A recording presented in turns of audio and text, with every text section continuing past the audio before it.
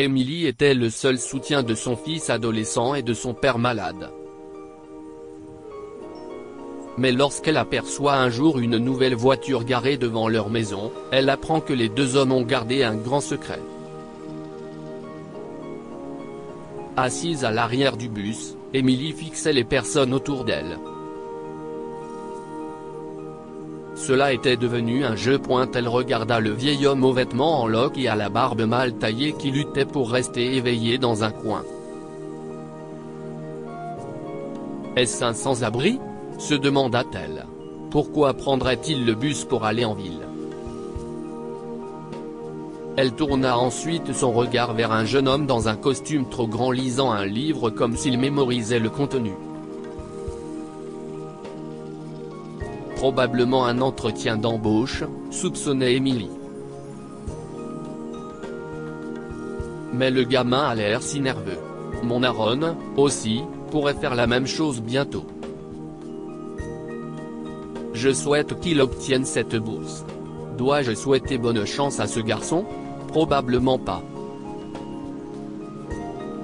Emily a rapidement cherché son prochain cible car ce gamin la rendait nerveuse quant à l'avenir de son propre fils.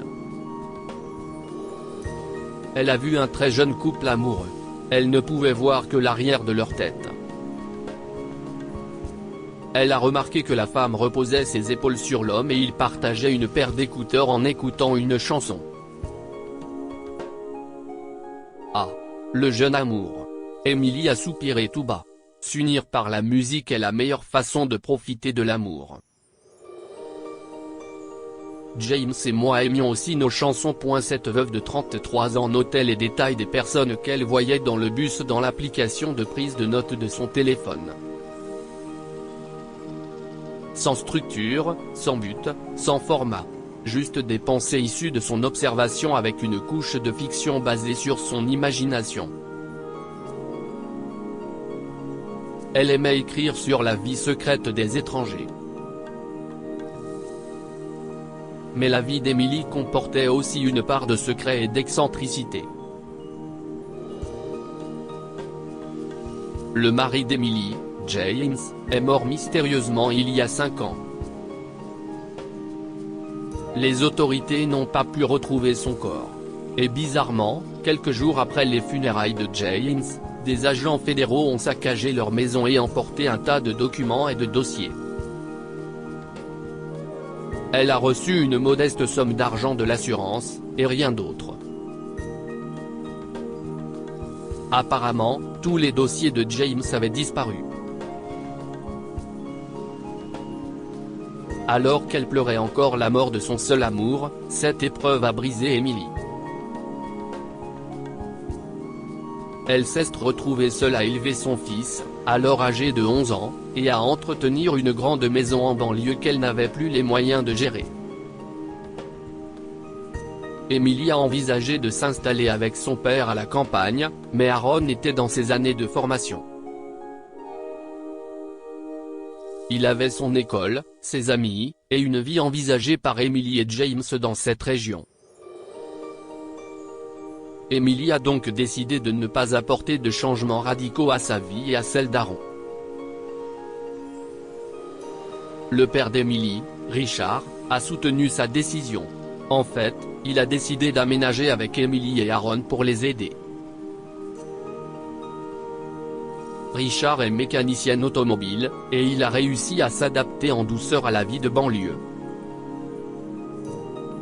L'arrangement semble convenir à tout le monde. Aaron a pu poursuivre ses études, comme d'habitude, Emily s'est occupée de la maison et a poursuivi son intérêt pour l'écriture de nouvelles, et le garage de Richard a apporté un revenu régulier. Jusqu'au jour où leurs espoirs et leurs rêves se sont de nouveau effondrés. Richard a glissé et est tombé dans le garage. Après un examen plus approfondi, on lui diagnostique la maladie de Parkinson. Il avait ignoré les symptômes antérieurs parce qu'il s'inquiétait pour sa fille et son petit-fils. Emily a ressenti un immense sentiment de culpabilité. Elle a alors décidé de prendre les choses en main. Elle a laissé tomber sa passion pour l'écriture et a pris un emploi de femme de ménage à l'hôpital de la ville.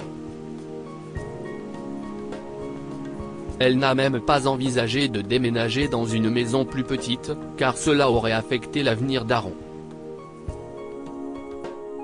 Tous les jours, Emily se levait tôt le matin et préparait le petit déjeuner pour eux trois.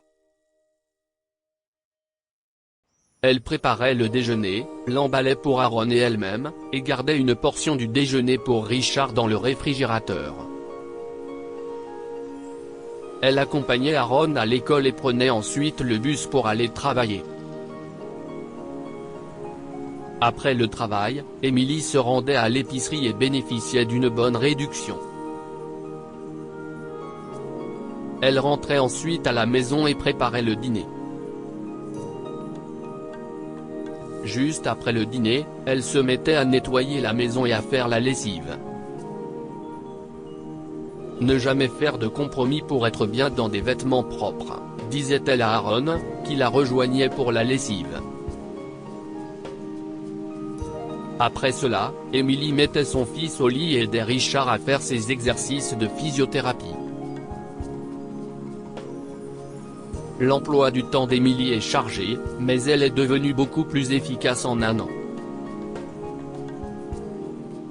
Son trajet était le seul moment pour elle où elle pouvait secrètement combiner son amour de l'écriture avec un jeu stupide. En dehors de cela, elle était devenue une machine. Sa routine était la seule chose qu'elle avait en tête. Mais, voir le jeune couple dans le bus lui a rappelé James. Elle s'est rappelé à quel point il était charmant quand il l'a demandé en mariage. Combien il était fier de la grande maison qu'il avait achetée. Combien il était heureux quand Aaron est né. Le tourbillon d'émotions était un peu trop fort pour Emily, elle s'est effondrée et a pleuré dans le bus comme elle ne l'avait pas fait depuis des années. Peu après, le bruit des freins a été suivi par le sifflement des portes qui s'ouvraient. Emily s'est ressaisie et est descendue à son arrêt. Tout au long de son service, Emily n'était pas la machine qu'elle était devenue au fil des ans. Elle était perdue dans ses pensées la plupart du temps et a eu quelques épisodes de maladresse au travail. Le superviseur a réalisé qu'Emily n'était pas au top de sa forme et lui a demandé de prendre congé pour la journée. Sur le chemin du retour, Emily a réfléchi au gâchis que sa vie était devenue. Ce n'est pas juste. Ce n'était pas prévu. Comment ça a pu aller si mal? Comment puis-je faire pour continuer sans m'effondrer? Qu'adviendra-t-il de l'avenir d'Aaron? Les pensées se bousculaient dans l'esprit d'Emily tout au long du trajet en bus. Quand elle est arrivée chez elle, elle a vu une voiture toute neuve avec un ruban dessus. Elle pensait que quelqu'un l'avait garée là par erreur. Mais elle a été surprise de voir Richard et Aaron souriant et attendant derrière la voiture. Qu'est-ce ce qui se passe? A lâché Emily, à la fois perplexe et épuisée. Félicitations pour ta nouvelle voiture, maman, s'exclama Aaron. Maintenant, tu n'as plus à te débattre tous les jours en changeant 3 bus pour aller au travail. Voilà, a dit Richard en remettant les clés à Emily. Quelqu'un peut m'expliquer ce qu'il se passe, a dit Emily en tenant les clés d'une Bic encore toute neuve, les larmes aux yeux. Aaron et Richard ont pris Emily dans leurs bras en entrant dans la maison. Richard a expliqué à Emily qu'il se sentait très mal à l'idée qu'Emily doive se battre pour joindre les deux bouts. Richard avait une excellente connaissance des automobiles et de l'ingénierie. D'un autre côté, Aaron a appris la modélisation 3D grâce à des tutoriels en ligne. Il était bon en informatique en général. Un jour, quand Aaron est rentré de l'école, Richard lui a proposé de travailler ensemble et de gagner un peu d'argent pour aider Emily. Aaron a suggéré de travailler en freelance et de chercher du travail en ligne. En combinant leurs compétences, Aaron et Richard ont conçu des modèles 3D de voitures pour des clients en ligne. En quelques mois, ils se sont fait connaître sur les plateformes de freelancing et ont obtenu des projets mieux rémunérés. C'est alors qu'ils ont décidé de verser un acompte et d'acheter une voiture pour Emily afin qu'elle puisse gagner du temps sur ses trajets et se concentrer sur sa passion pour l'écriture. Emily n'arrivait pas à croire ce que son fils et son père faisaient pour elle. C'était la première fois depuis des années qu'Emily ressentait de l'espoir. Elle a serré Aaron et Richard dans ses bras et, l'esprit rafraîchi, a commencé à préparer le dîner. Quelques années plus tard, Emily, Aaron et Richard ont fait l'objet d'un article dans un grand magazine pour le succès de leur série web, The Adventures of Super Speed James. La série comportait des épisodes courts sur YouTube dans lesquels un homme ordinaire menait une vie secrète d'espionnage. Le travail artistique a été réalisé par Aaron, l'animation a été chorégraphiée par Richard et les épisodes ont été écrits par Emily. Quoi apprenons-nous de cette histoire? La famille passe avant tout. Prenez toujours soin des membres de votre famille. Emily a pris les choses en main dès qu'elle a appris la maladie de son père. Elle n'a pas non plus changé son mode de vie, car cela aurait pu affecter l'avenir de son fils. Si les choses paraissent sombres pour le moment, ne perdez pas espoir. Votre travail acharné finira toujours par porter ses fruits. Emily a fait de son mieux pour élever un garçon consciencieux.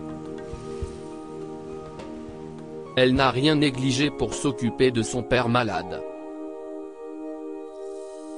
En fin de compte, ils ont reconnu son amour et ses efforts et lui ont rendu l'appareil de la manière dont ils le pouvaient. Partagez cette histoire avec vos amis. Elle pourrait illuminer leur journée et les inspirer. Lire aussi, une femme âgée, qui travaille comme concierge pour pouvoir rendre visite à ses enfants, trouve un sac avec leur nom. Abonnez-vous à Amomama sur Google News pour lire d'autres histoires incroyables. Cette histoire est inspirée de la vie quotidienne de nos lecteurs et rédigée par un écrivain professionnel. Toute ressemblance avec de véritables noms ou lieux est une pure coïncidence. Toutes les images sont utilisées uniquement à des fins d'illustration.